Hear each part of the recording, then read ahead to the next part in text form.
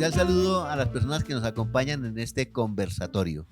Llegamos a la segunda parte de nuestro tema, la formación del individuo. Y como recordarán ustedes, en la primera tratamos la formación ética, formación social y la formación intelectual. Y quedamos que en esta segunda parte trataríamos la formación espiritual. Entonces, hoy vamos a hablar de la formación espiritual, entendiéndola como el proceso de ser considerado a la imagen de Cristo para el bien de los demás. Y como ustedes recordarán, en el primer conversatorio tuvimos a Daniel Valderrama y Moris Fuentes. Nos vuelven a acompañar esas personas. Petición del público, los tenemos aquí nuevamente. Daniel, buenas noches. Jorgito, buenas noches, qué gusto estar contigo, con Morix y a nuestra audiencia que nos acompaña. Un placer estar acá. Gracias, Daniel. Moris, ¿cómo estás? Jorgito, ¿cómo vas? Bien, Muy gracias. Muchas gracias por este tiempo que nos regala de poder compartir de lo que más nos gusta, la palabra, y saludar a todos aquellos que se conectan con nosotros en esta noche. Y este grupo de participantes hoy se engalana. Habíamos prometido que en este tendríamos la representación femenina. Y realmente para mí es un placer presentarles a Nora Chaparro. Norita, buenas noches, ¿cómo estás? Jorgito, buenas noches, muchas gracias por esta invitación tan hermosa. Daniel, buenas noches. Morix, un saludo a toda nuestra audiencia, de verdad que para mí es un honor estarlos acompañando. Bueno, gracias. Norita, ¿cuál es tu profesión? ¿En qué trabajas? ¿Y cuál es tu papel en la iglesia? Yo soy trabajadora social, actualmente me desempeño en una institución hospitalaria, en casos con familia, intervengo constantemente casos familiares y en la iglesia estoy liderando el grupo de Té de Mujeres. Té de Mujeres, qué bueno. Ojalá que el Señor te dé mujeres. Entonces, gracias, sí. Bueno, y para iniciar con nuestro tema, yo quiero traer una referencia que la encontramos en Lucas 10, 29 al 37. Entonces, había un señor experto en la ley que le preguntaba cosas a Jesús y le preguntó que qué encontraría en la vida, cómo encontraría la vida eterna. Y el Señor le contestó que amarás al Señor tu Dios con toda tu fuerza, con todo tu corazón, con todo tu alma y al prójimo como a ti mismo. Quiso ese doctor de la ley preguntarle a Jesús, ¿y qué es mi prójimo? Y Jesús contó la siguiente parábola. Un hombre bajaba de Jerusalén a Jericó, fue asaltado y herido. Quedó ahí en el camino tendido. Al rato pasó un sacerdote y no hizo caso omiso del hombre que estaba herido. Más adelante pasó un levita, y por eso es que hablamos de levita tratarlo. Y con el tiempo pasó un samaritano.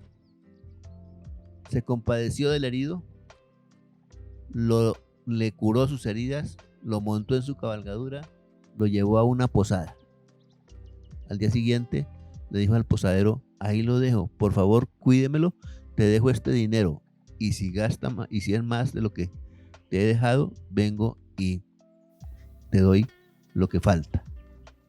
El Señor le preguntaba al doctor de la ley, y en este caso, ¿cuál es tu prójimo?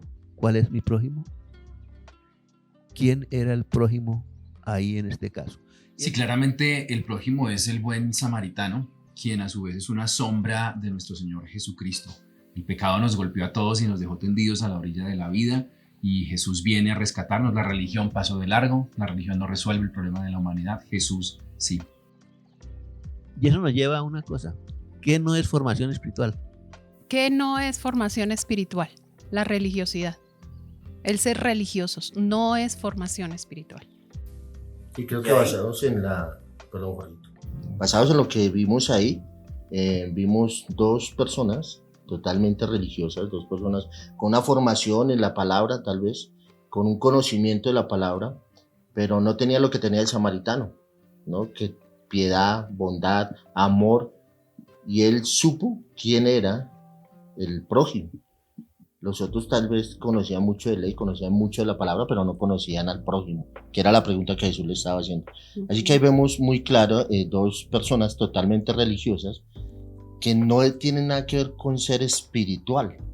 El hecho de vestir una túnica, el hecho de hablar de una manera, el hecho de tener un conocimiento, no lo hace a uno espiritual. Y eso aplica exactamente igual a nuestros tiempos, al día de hoy.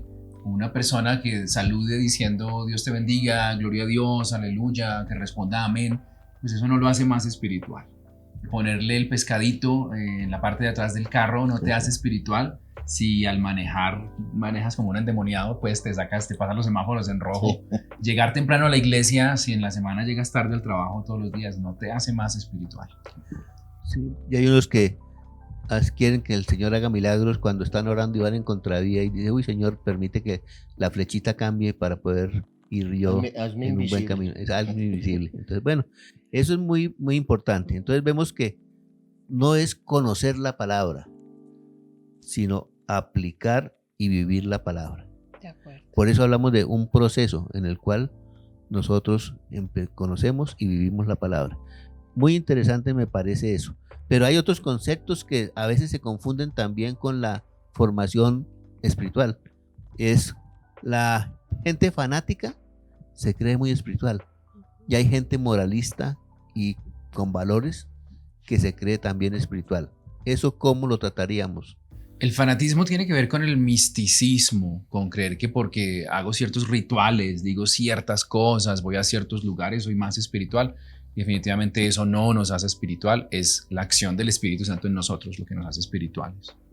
Sí, yo creo que el fanático quiere mostrar más su experiencia personal que su experiencia con Dios realmente, ¿no? Entonces el misticismo ha hecho mucho daño a la iglesia, ha generado muchos problemas y eso no tiene nada que ver con que tú veas, con las visiones, con los sueños, con que se me aparece un ángel y unos a veces dicen cosas que ni siquiera van de acuerdo a lo que la palabra dice.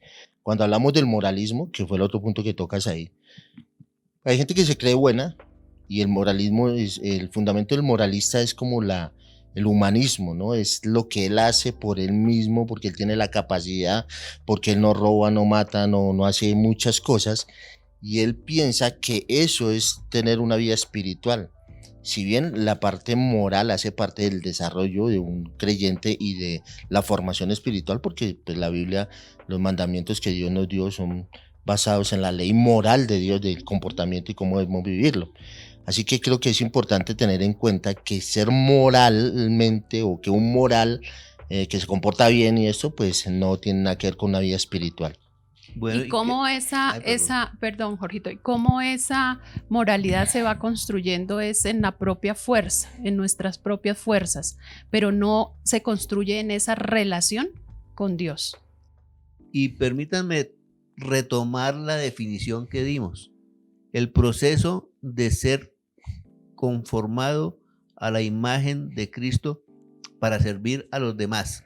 Posiblemente el levita y el sacerdote tenían mucho conocimiento de la palabra y se consideraban a lo mejor muy cercanos al Señor, pero les faltaba lo que sí tenía el samaritano, que era servicio a los demás. Aplicarlo. Entonces, aplicar la palabra. La vida espiritual, me gusta pensar, es entender y atender la palabra de Dios. Entender tiene que ver con comprender. Por supuesto que debe haber un conocimiento de las escrituras, de cuál es el carácter de Dios, de cuál es el mensaje de salvación. Pero no es solo entender, es atender, es decir, aplicarlo, llevarlo a la vida diaria. Ajá. Pero debemos descartar moralismo y valores. No, el moralismo y los valores hacen parte del crecimiento, pero es el resultado de una formación espiritual. No es la base para ser espiritual. Correcto. Entonces, me suena como no son requisitos, sino son el fruto. Exactamente. Bueno, es buena. Y dentro del proceso de crecimiento, eso va a ser parte de la vida de uno, pero ya desde un punto de vista de mi relación con Dios, ¿no? no del que yo creo, yo pienso, a mí me parece, o desde mis propias fuerzas. Porque el moralista generalmente no reconoce sus errores, sino piensa que él es Dios. Bueno, ¿y cómo se lleva a cabo la formación espiritual? Es que es algo interesante por la estructura de ese tipo de formación. ¿Cómo se lleva a cabo la formación espiritual? ¿Quiénes participan o deben participar en esa formación? Yo creo que los dos grandes actores que participan en la formación espiritual de una persona son primero la familia, en ese orden, y después la iglesia. Y cómo se complementan, ¿no? O sea, se van complementando, pero realmente inicia en casa, inicia en la familia y se complementa en la iglesia. No podemos dejar la responsabilidad porque se confunde y hoy estamos confundidos, mucha gente está confundida con el hecho de que voy a la iglesia para que allí me formen y dejo de hacer mi trabajo en casa con los míos, con mis pequeños. Sí, creo que la formación espiritual, en Deuteronomio capítulo 6, versos 6 al 9, el Señor da unos lineamientos, digámoslo así, cuando le da la ley moral a Moisés, le dice, y estas palabras que te mando hoy estarán en tu mente y sobre tu corazón. Entonces, no solamente desde la parte intelectual, sino tiene que descender a mi corazón, porque el Señor también dice que de la abundancia del corazón habla la boca. Entonces, cuando vienen aquí y bajan al corazón, hacen el proceso. Y luego dice que se la enseñará a sus hijos, pero también tiene que modelarlas, o sea, tiene que ser un estilo de vida. Entonces, le enseña, le modela y va más allá de ponerla en los lindeles de la casa, de mostrarlo. O sea, yo conocí una persona que yo iba a la casa y él tenía todo lleno de escritura por todo lado, pero su forma de vivir era otra. Entonces de nada sirve, sí, de ¿no? Es aplicar, diga uno, wow, lo que él pone ahí es porque lo vive. Y eso es parte importante en el crecimiento. Y la base siempre va a ser la familia, ¿no?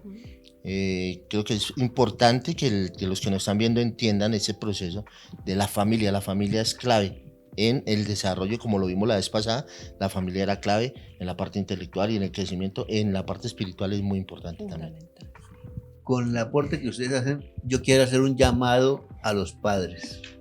Los padres son los responsables de la formación espiritual de los hijos.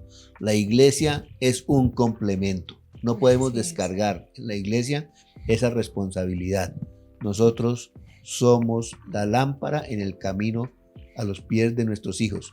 Y aquí me acuerdo yo del Salmo 119, versículo 105, que dice que lámpara es a mis pies tu palabra y lumbrera mi camino. Perfecto. La familia tiene que ser esa lámpara.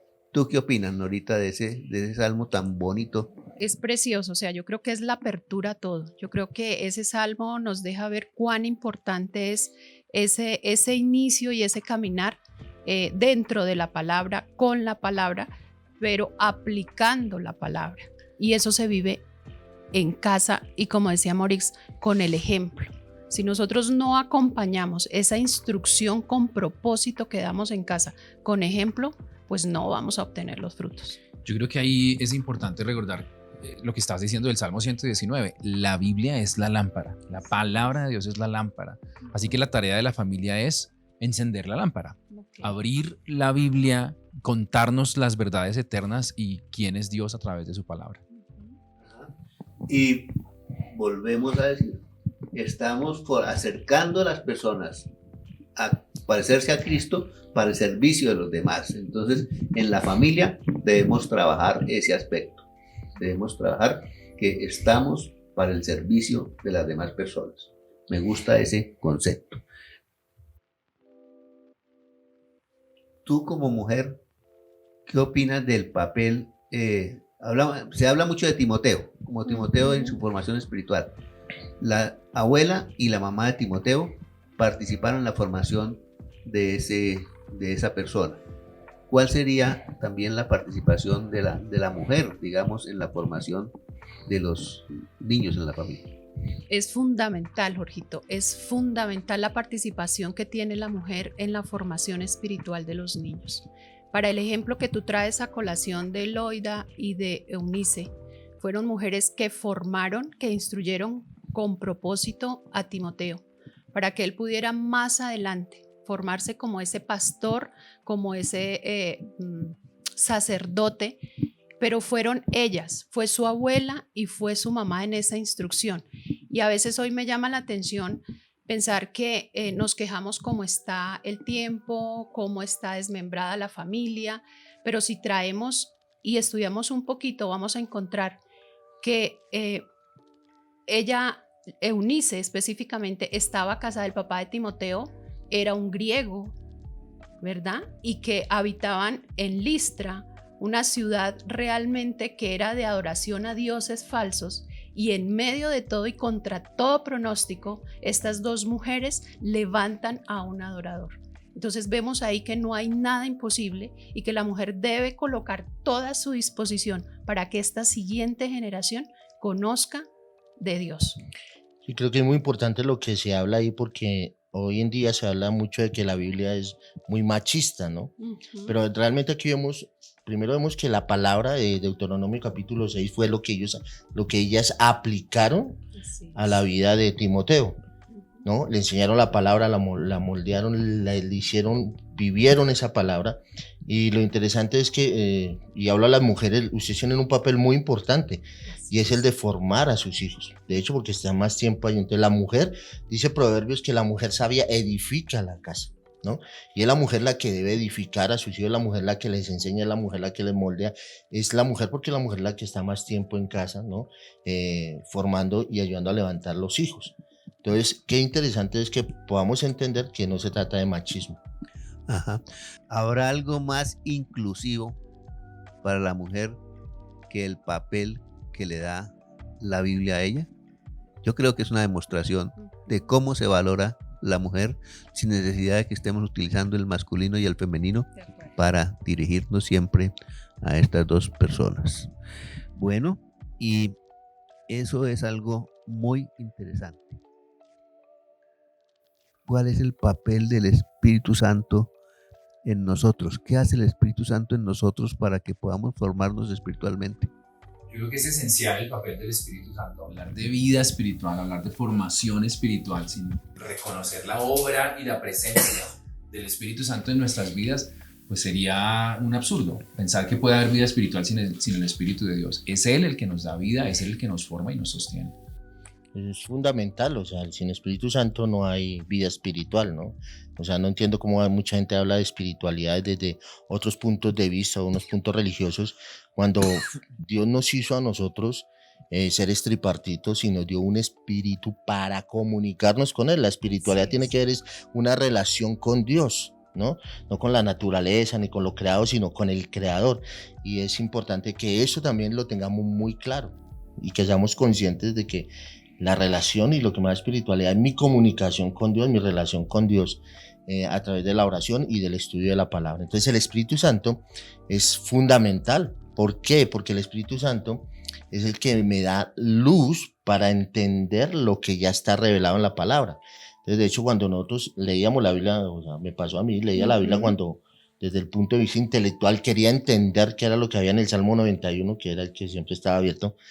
No lo lograba entender. ¿Por qué? Porque no había pasado un proceso que dentro del proceso se da, puedo ser formado en la palabra, en las escrituras, pero va a llegar un momento en que tengo que nacer de nuevo.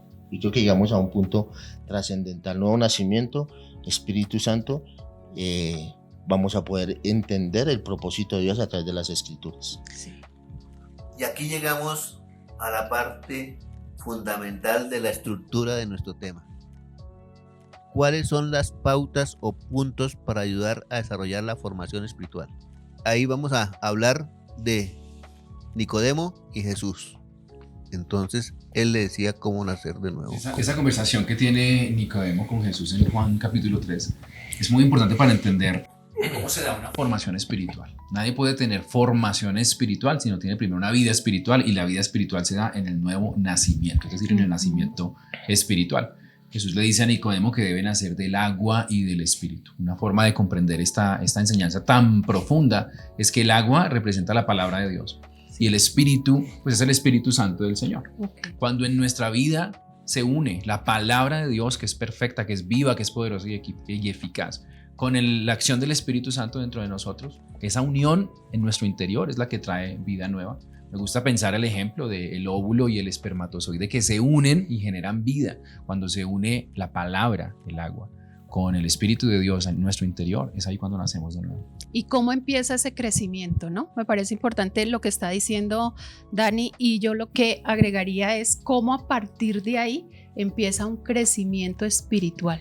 Cómo a partir de ahí nuestro espíritu se fortalece, cómo a partir de ahí podemos entender las escrituras de la manera como lo describía Morris, cómo a partir de ahí cada frase, cada palabra colocada en la Biblia, cada versículo empieza a ser retomado en nuestra vida y empieza a impactarla de una manera espiritual. Ese es el comienzo.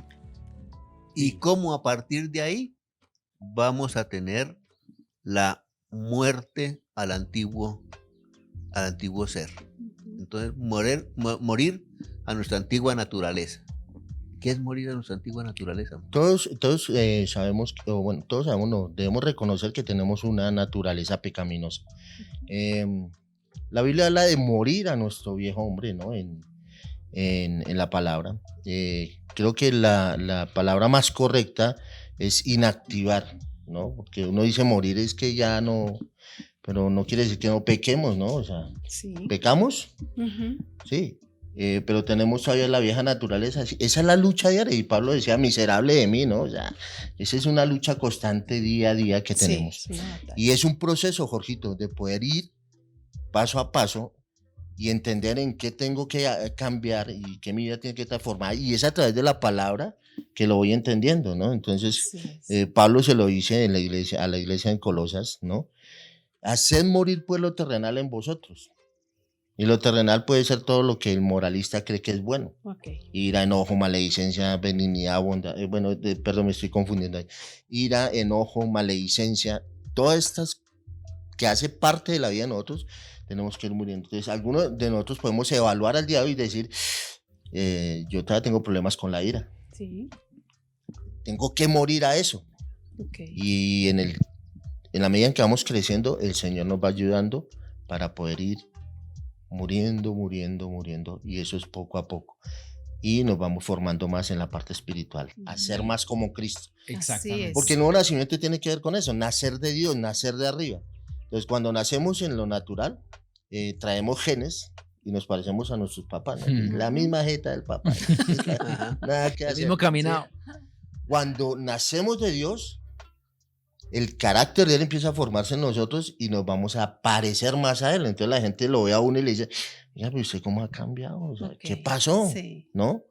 Y ahí empieza ese proceso de empezar a parecernos a Cristo, como tú lo decías ayer. Y al tiempo que hay que nacer, también hay que morir a esa vieja naturaleza. Hay un asunto que quiero que todos tengamos muy claro, y es que el Espíritu Santo es santo y nosotros no somos santos, nosotros somos pecadores. La única forma de acercarnos, siendo pecadores, a un espíritu que es santo, al Espíritu de Dios, es a través del sacrificio, la muerte de Jesús en la cruz. Solamente el mensaje de que Jesús tomó nuestro lugar, cuando participamos en su muerte por la fe, entendiendo que Él tomó nuestro lugar, podemos acercarnos a ese nuevo nacimiento. Gracias a ustedes, porque he entendido nacer de nuevo. Y sé que para nacer de nuevo debemos morir a la antigua naturaleza. Así como la semilla debe morir para dar frutos, nosotros también debemos morir a la antigua naturaleza para poder nacer de nuevo. Y también me recuerdo el bautismo por inmersión, ¿no? El hecho de hundirnos es como el arrepentimiento de nuestra situación. Y hay algo importante, Jorgito, y es que debemos entender que el nuevo nacimiento no lo hago yo. Eso es Dios fundamental. el que hace la obra, ¿no? Yo no hago nada, yo solamente tengo que obedecer, pero el nacer de nuevo es una obra de Dios, ¿no? No del hombre. No es en las propias fuerzas, ¿no? Y ese morir a lo terrenal es un proceso, o sea, es un proceso en el día a día. Es un proceso que se va fortaleciendo en mi relación con Dios. Es un proceso que el Espíritu Santo me va a ir mostrando. Entonces, no podemos pretender que de un día para otro podamos cambiar, porque es a través del Espíritu Santo y no a través de mis fuerzas. Esto es muy interesante, porque con cada intervención nos vamos dando cuenta que la formación espiritual es un proceso en el cual estamos trabajando para parecernos a Cristo y el servicio a los demás. Entonces todo lo que hemos visto es un proceso. Me parece muy interesante como hemos venido desarrollando, y yo creo que muy sencillo. Hay que nacer de nuevo para tener una formación espiritual. Yo creo que es importante aquí hacer un llamado a todos los que nos están viendo. Podemos llevar años en la iglesia, podemos venir a la iglesia y llevar una vida religiosa y no haber nacido de nuevo. Eso uno lo sabe cuando realmente ha nacido de nuevo. Así que es bueno evaluarse y mirar si vengo a la iglesia por costumbre o si realmente porque hay una pasión y un deseo por conocer más de Jesús. Amén, así es. Y cuando nacemos de nuevo, debemos obedecer la palabra. El Señor dice, si permanecéis en mí y mis palabras permanecen en vosotros. Entonces, ¿cómo es que aplicamos esto a nuestra nueva naturaleza, a nuestra parte espiritual? Nuestra formación. Hay dos grandes modelos de formación. Uno es el modelo griego o helénico, que es muy intelectual, que es muy basado en la capacidad de la persona, una cátedra, una clase, una evaluación. Y hay un modelo de formación que es relacional, es el modelo hebreo. Por eso hablábamos hace un momento, mientras vas por el camino, mientras ponlo en las puertas, en los portones de tus ciudades. Jesús dijo de sí mismo, yo soy el camino, la verdad y la vida. Así que la formación espiritual significa caminar con Jesús, tener una relación con Él e ir siendo transformados, obedeciendo la palabra gracias a la obra de Dios en nosotros. Ajá. Sí, yo creo que ese proceso es para toda la vida, ¿no? Entonces, a veces pensamos a creer que la persona que predica o la persona que enseña como que es supra espiritual, ¿no? Como que él está a un nivel y pueda que haya crecido y pueda que tenga una madurez mayor que la que nosotros tengamos, ¿verdad? Pero la idea es que todos lleguemos a ese proceso. Y Pablo lo dice, o sea, el Señor lo dice hasta llegar a la plenitud de Cristo, ¿no? Hasta llegar a la madurez. Y eso es lo que debemos tener en cuenta. Y ojalá que el Señor permita que todos aquellos que han crecido espiritualmente también crezcan en el amor al prójimo. Sí, yo creo que ese es el integral. efecto, es el resultado, ¿verdad? O sea, en la medida que yo crezco espiritualmente, se hace evidente en mi actuar diario con el otro. Y ahí uno puede entrar a evaluar si realmente va en ese crecimiento, como decía Morix, en la evaluación que nos tenemos que hacer día a día, porque yo me puedo mostrar supremamente espiritual, pero cuando llega a la práctica, pues me rajo, como le pasó allá Claro, al sí, señor levita y al señor si hemos sacerdote. nacido de nuevo, no maltrato a mi esposa, Ujú. no digo malas palabras, no soy agresivo, ¿no? Ahora, entendiendo que vamos en un proceso, ¿no? Sí, de ¿Sí? acuerdo, eso es Yo importante. puedo tener con mi esposa una discusión, no me voy a ir a maltratarla, pero puedo ofenderla y tener la capacidad de reconocer que me equivoqué y pedir perdón, eso es más espiritual que cualquier otra cosa. Ya. Interesantísimo. Y como otro aspecto, tal vez el último, sería permanecer en sus enseñanzas. ¿Qué sería permanecer en las enseñanzas del Señor? Permanecer es establecerse, es no moverse de ahí, es estar aferrado a su palabra. Su palabra es lo más importante. Entonces, el permanecer, pues dice el Señor, el que permanece en mí, ¿no? Y en mi palabra, ¿no? Entonces, tenemos que permanecer, estar firmes en lo que Él nos dice. Así que no podemos dejarnos guiar por otras corrientes, Ujú. filosofía, psicología, sino es irnos a la palabra. A mucha gente le molesta esto cuando uno cita las escrituras para enseñar y para esto, porque ellos tienen otros modelos, ¿no? Para nosotros, y yo he decidido establecerme en la enseñanza, establecerme en la palabra y no me muevo de ahí. Eso es permanecer. Sí, permanecer es realmente muy importante porque hay una diferencia, digamos, al hablar de espiritualidad. Alguien puede tener un arrebato de espiritualidad, un arrebato de santidad. Hoy quiero buscar de Dios y poner mi vida en orden, pero a los 3 meses estoy buscando en otra religión, o estoy buscando en filosofías, o estoy buscando por allá en otras cosas. Permanecer es el mejor resultado, la mejor evidencia de que realmente has nacido de nuevo y tu vida espiritual es una realidad. Y yo creo que uno en la vida utiliza mucho los aspectos mnemotécnicos para acordarse de, de varias cosas en que esté actuando.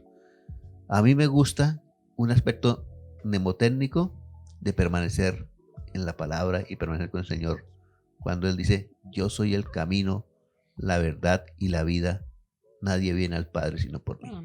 Así Entonces, Importantísimo. hagamos de eso, yo creo, como nuestra mnemotecnia de cómo realmente permanecemos en la palabra y cómo permanecemos en el Señor y cómo podemos llegar a escudriñar las Escrituras. ¿Qué es escudriñar las Escrituras? Pues yo siempre pongo un ejemplo de escudriñar las escrituras y lo pongo con las lentejas, lo pueden hacer con frijoles, con arroz, con lo que quieran. Escudriñar las escrituras es ir y nadar en lo más profundo de la palabra de Dios, ¿no? Requiere tener disciplina, requiere ir más allá de donde cualquier persona iría. Entonces yo pongo el ejemplo de las lentejas, que uno bota una libra de lentejas sobre una bandeja y empieza a buscar las piedritas, ¿verdad? Y las va haciendo a un lado. Escudriñar las escrituras es ir a lo profundo y permitir que el Espíritu Santo, a través de la iluminación que nos da, podamos entender lo que ya ha sido revelado, porque debemos entender que la Biblia ya fue revelada. Necesitamos la luz del Espíritu Santo para poderla entender. Escudriñar es eso, ir a lo profundo, ir al griego, ir al hebreo, ir al punto, ir a la coma y entender todo lo que la Biblia nos enseña, todos esos contextos históricos, todos esos contextos acerca del tiempo de Jesús, de cuando vivió Jesús. Eso es escudriñar. ¿Y cómo vas encontrando esos tesoros escondidos que hay allí tomado del Espíritu Santo? Cuando la lees en profundidad, cuando la estudias, cuando te adentras en ella, es el Espíritu Santo el que te va a revelar esos tesoros escondidos, eso maravilloso que está ahí escrito, que me hace crecer como persona y que me permite llegar a una formación espiritual a través de su palabra. Una de las mejores formas de saber que yo he nacido de nuevo, que mi espíritu está vivo, es porque tiene hambre espiritual. Un muerto en lo natural, físicamente, un muerto no tiene hambre, no dice el desayuno para cuándo. Alguien que está vivo físicamente, su estómago le va a decir, aliménteme. Alguien que está vivo espiritualmente, el alma, el espíritu, perdón, la conexión profunda con Dios le dice, aliméntame, más palabra, más Biblia. Cuando vamos a la iglesia y escuchamos palabra pura, real, profunda, decimos, ¿cuánto me alimentó? Así es. Y ahí es donde está la lucha, ¿no? Entre ya siendo una persona que ha nacido de nuevo, de qué es lo que me alimento. Y eso se va a notar si realmente estamos alimentándonos de la palabra o si nos estamos alimentando de otras cosas que no nos nutren y que también se notan. De acuerdo. Entonces, ojo con lo que se alimentan, por favor. Ajá. De acuerdo. Bueno, yo creo que el tema es muy interesante, pero el tiempo es implacable. Tiempo en televisión Y es ya Corto. hemos cumplido con el tiempo que tenemos asignado. Pero no quiero que terminemos esto sin escucharlos a ustedes que me digan qué reflexión tomaron de este conversatorio. Hoy es miércoles, ¿verdad? Una reflexión de miércoles nos pides, Sí, ¿no es señor. cierto? Yo creo que la gran reflexión de esta noche es que la vida espiritual, el gran protagonista de la vida espiritual se llama Espíritu Santo de Dios. Y debemos depender de Él, buscarlo a Él, aferrarnos a Él, enamorarnos de Él. Creo que esa es la mayor necesidad de un ser humano, el Espíritu de Dios. Yo qué les diría, tomen la decisión de avanzar, tomen la decisión de adentrarse en la palabra, tomen la decisión de ir más allá, esfuércense en un poco más, caminemos la milla extra, tengamos esas batallas a solas tomados de la mano del Espíritu Santo. Y probablemente el fruto lo hemos de ver y los otros lo irán a ver en nosotros. Sí, o sea, creo que aquí puede uno reflexionar en un antes y en un después, ¿no? O sea, en una CDC, un antes de Cristo, después de Cristo, y poder evaluar y darnos cuenta y sopesar mi vida hoy con Cristo, con luchas, con dificultades, con pérdidas, con problemas, con todas estas situaciones que hemos vivido todos, ¿no? porque pues eso ha sido para cristianos y no cristianos. Así es. Todos hemos estado en este conflicto que estamos viviendo, en esta lucha y todo este conflicto que viene, y poder decir, gracias Señor, porque si no es contigo y a través del Espíritu Santo, mi vida no tiene sentido. Creo que hoy sin Cristo nosotros no valdríamos un peso, y hoy podemos darle valor a todo lo que Él hizo, entender su sacrificio, su amor, su gracia, su misericordia, y cómo cada día nos va fortaleciendo y nos va levantando más. Así es. Bueno, qué rico poder determinar acá el poder del Espíritu Santo en la vida de cada uno de nosotros, el papel tan especial que debe ocupar el Espíritu Santo en la vida, en el aspecto de la formación espiritual. No nos quedemos hasta donde nos dicen que lleguemos, caminemos la milla extra. Así es. Y también, pues, el antes y el después. Hagamos una reflexión, cómo éramos, cómo somos y cómo queremos llegar, a dónde queremos llegar ¿Y qué tanto hemos cambiado? y qué tanto Ok, hemos sí. cambiado. Eso es muy bueno. Siempre tendremos una razón de ser en nuestra vida, y mientras haya una razón de ser, siempre tendremos un objeto para luchar, para vivir. Tendremos una razón de vida. Entonces yo creo que la razón de vida nos la debe dar la esperanza de la gloria celestial. Amén. Amén. Y cada Así día es.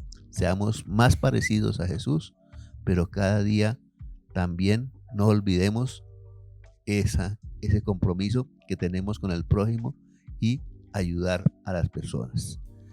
Bueno, señores, señoras y señoritas que nos están viendo en este programa, yo quiero agradecerles a ustedes el habernos acompañado.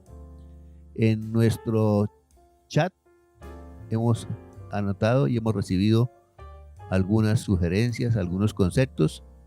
Créame que vamos a darles respuesta en algún momento cuando volvamos a estar con ustedes.